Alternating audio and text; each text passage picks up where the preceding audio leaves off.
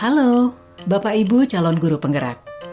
Video ini akan menampilkan 6 panduan yang dapat diterapkan dalam menyusun kesepakatan kelas. Mari kita simak bersama. Izinkan murid untuk menyampaikan masalah yang dihadapi saat ia berada di kelas dan harapan kelas yang membuatnya nyaman. Hal ini bisa dilakukan secara individu, berkelompok, atau dari survei kelas. Seperti apa kelas impianmu? Ceritakan kelas impianmu. Bagaimana kondisi kelas, teman-temanmu, dan guru impianmu? Kelas yang seru! Bertanyalah harapan tentang kelas. Apa yang murid harapkan tentang kondisi kelas, tentang gurunya, dan teman-teman di kelas. Kemudian tulis hasil diskusi tersebut di papan atau dalam poster. Hal ini memberi kesempatan murid dilibatkan dalam mengatur kelas. Cara ini menjadi lebih efektif dibandingkan hanya memberitahukan hal apa saja yang dilarang dilakukan. Menurut kalian, apa yang harus kita semua lakukan untuk mencapai kelas impian kita? Lakukan diskusi untuk mendapatkan umpan balik dari murid. Perjelas tentang kesepakatan kelas. Penting jika kesepakatan kelas berisi aturan yang murid percaya dan bisa dilakukan, baik sebagai individu maupun dalam kelompok.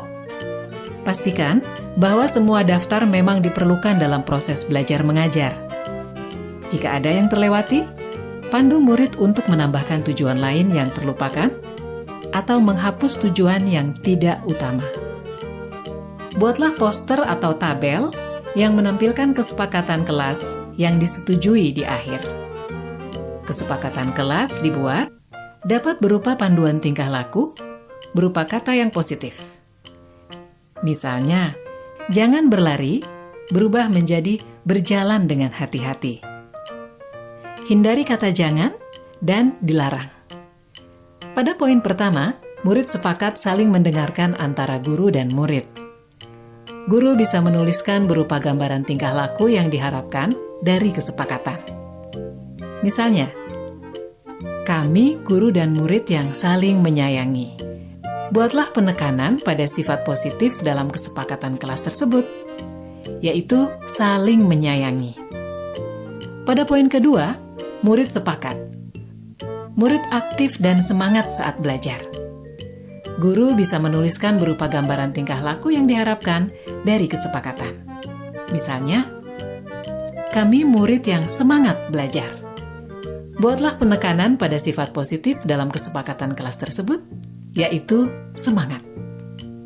Pada poin ketiga, murid sepakat saling membantu jika ada yang mengalami kesulitan. Guru bisa menuliskan berupa gambaran tingkah laku yang diharapkan dari kesepakatan. Misalnya, kami murid yang peduli dengan teman-teman. Buatlah penekanan pada sifat positif dalam kesepakatan kelas tersebut, yaitu peduli. Pastikan jumlah poin kesepakatan kelas tidak terlalu banyak, sehingga mudah dipahami dan dilakukan murid. Untuk menciptakan rasa memiliki, beri waktu bagi semua murid untuk menandatangani atau memberi nama ataupun tanda pada poster kontrak kesepakatan. Guru juga perlu memberikan tanda tangan. Letakkan poster kontrak kesepakatan di bagian kelas yang terlihat oleh semua murid dan guru. Perhatikan umur perkembangan murid.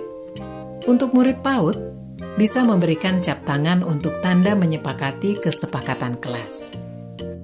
Lakukan refleksi secara rutin terkait kontrak kesepakatan kelas yang sudah disusun. Tanyakan siswa terkait perkembangan penerapan aturan dan tentukan apakah ada hal yang perlu diubah atau diperbaiki. Apakah kesepakatan kelas ini sudah bisa dilakukan? Sudah, Bu, tapi kadang masih ada yang suka ngobrol. Ayo kita diskusikan lagi mengapa hal ini sulit dilakukan. Baik, Bu. Lakukan proses ini terutama saat pertama, awal tahun ajaran baru. Kedua, saat ada murid yang melakukan hal yang tidak sesuai kesepakatan. Ketiga, sebelum menjalankan aktivitas baru.